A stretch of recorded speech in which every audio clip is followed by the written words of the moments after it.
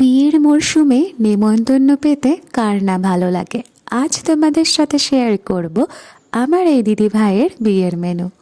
অনুষ্ঠানটা পাড়াতেই ছিল। প্রথমেই আমার নজর গিয়েছিল স্টার্টারে এই চিকেন পকোড়াগুলোর দিকেই। তারপর সাথে কফি ফুচকা দুটোই ছিল। সেসব খাওয়া দাওয়া করে সোজা বসে পড়লাম মেন কোর্সের দিকে। জলের বোতল তো দিয়ে দেওয়া হয়েই ছিল। তারপর চলে এলো স্যালাড সাথে বেগুনি। খেতে বেশ ভালো লাগছিল এই ঠান্ডায়।